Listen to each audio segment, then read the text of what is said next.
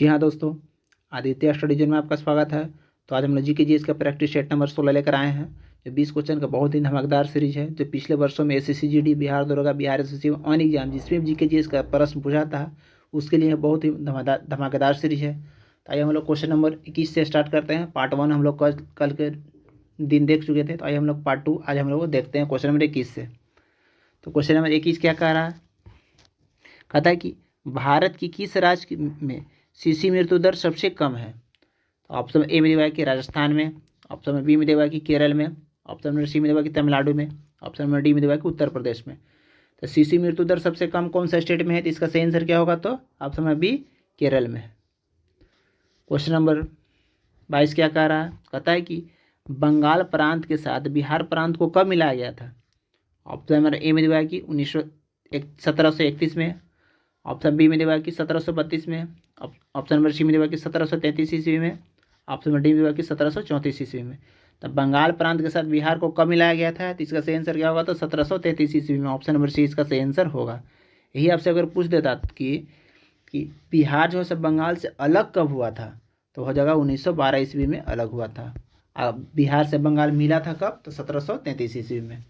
आइए हम लोग क्वेश्चन नंबर 23 देखते हैं। 23 क्या कह रहा है? 23 कह रहा है कि राष्ट्रीय एकता परिषद का गठन कब किया गया था?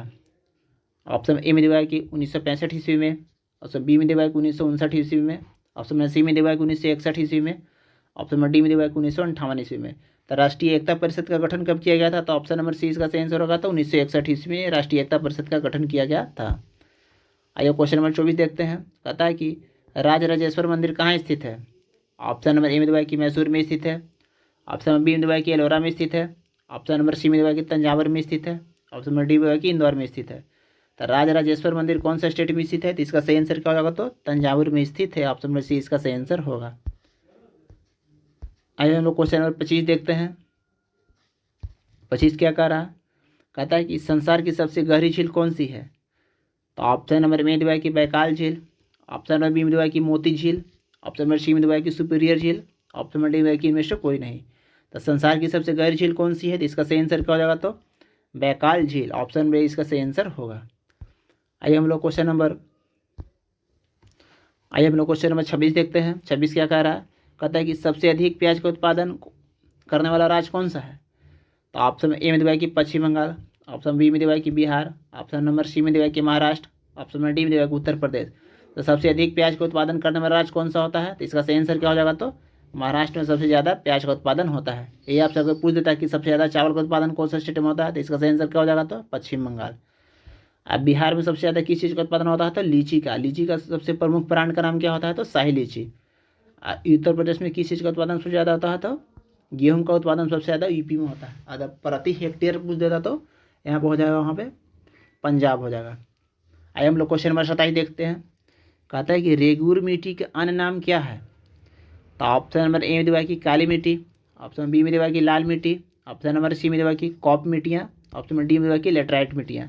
तो रेगुर मिट्टी का अन्य नाम क्या होता है? तो इसका सही आंसर क्या होगा? तो आप इसका कमेंट में जवाब दीजिए। रेगुर मिट्टी के अन्य किस नाम से हम लोग जानते हैं?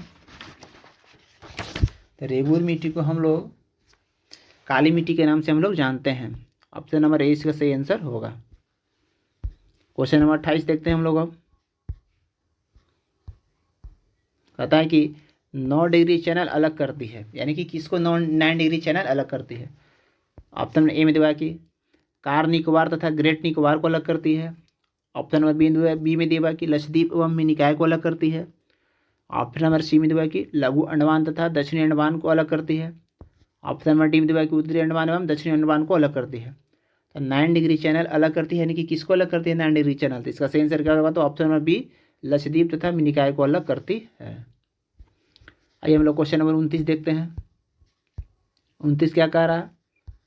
कहता है कि अफगानिस्तान में काबुल के लिए निकटतम हवाई अड्डा निम्नलिखित में से कौन सा है? तो ऑप्शन नंबर ए में दिया है कि मजार ए शरीफ है, ऑप्शन बी में दिया है कि बग्राम है, ऑप्शन नंबर सी में दिया है कि गजनी है, ऑप्शन नंबर डी में दिया है कि हेरात है। तो अफगानिस्तान की राजधानी जो काबुल है उसके निकटतम हवाई अड्डा कौन सा है? तो इसका सही आंसर क्या हो जाएगा? तो ऑप्शन नंबर सी, गजनी है। आइए हम लोग क्वेश्चन नंबर 30 देखते हैं। क्वेश्चन नंबर 30 क्या कह रहा है, कहता है कि क्वेश्चन नंबर 30 की हम्बनटोटा बंदरगाह किस देश में स्थित है। तो ऑप्शन ए में दिया है कि भारत में स्थित है, ऑप्शन बी में दिया है कि पाकिस्तान में स्थित है, ऑप्शन नंबर डी में दिया है कि म्यांमार में स्थित है, ऑप्शन नंबर डी में दिया है कि श्रीलंका में स्थित है। तो हम्बनटोटा बंदरगाह कौन से देश में स्थित है, तो इसका सही आंसर क्या हो जाएगा, तो ऑप्शन नंबर डी श्रीलंका में स्थित है। अगर आप लोग ये वीडियो अच्छा लग रहा है तो दोस्तों का शेयर अवश्य करें, और चैनल को सब्सक्राइब नहीं किए हैं तो चैनल को सब्सक्राइब अवश्य करें। आइए हम लोग क्वेश्चन नंबर 31 देखते हैं। क्वेश्चन नंबर 31 क्या कह रहा, कहता है कि देश में ऑपरेशन फ्लड की शुरुआत का श्रेय दिया जाता है, यानी कि देश में ऑपरेशन फ्लड का शुरुआत का श्रेय किसे दिया जाता है। तो ऑप्शन नंबर ए में दिया है कि एम एस स्वामीनाथन को, ऑप्शन नंबर बी में दिया है कि डॉक्टर वर्गीज कुरियन को, ऑप्शन नंबर सी में दिया है कि एम जी के मेनन को, ऑप्शन नंबर डी में दिया है कि जयंत निर्लीकरण को। इसका सही आंसर क्या हो जाएगा, तो option number B doctor Verghese Kurien को ऑपरेशन फ्लड का जनक के नाम से हम लोग जानते हैं। आइए हम लोग क्वेश्चन नंबर 32 देखते हैं।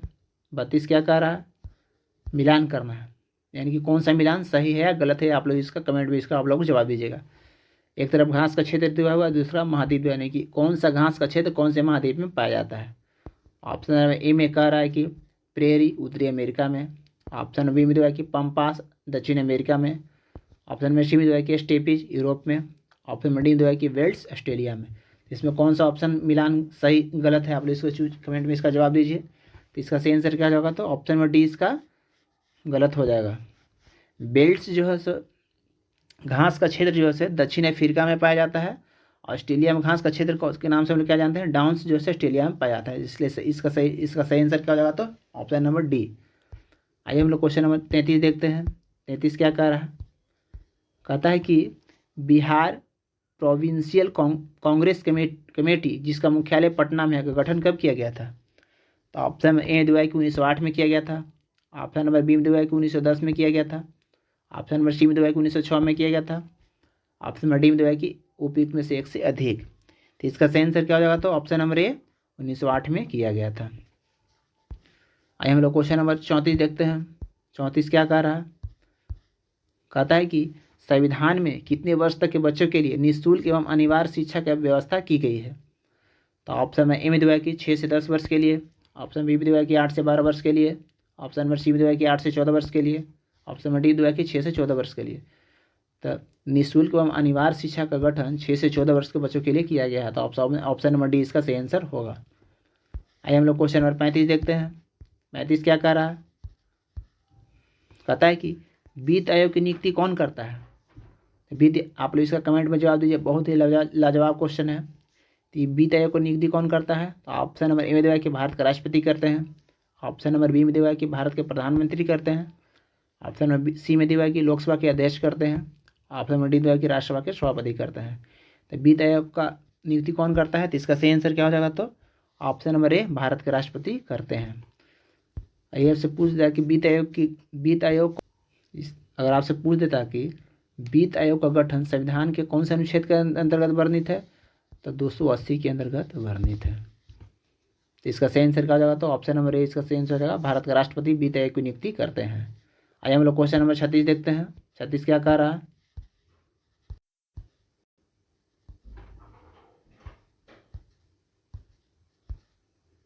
क्वेश्चन नंबर 36, भारत के संविधान की 8वीं अनुसूची में कितनी भाषाओं को सम्मिलित किया गया है।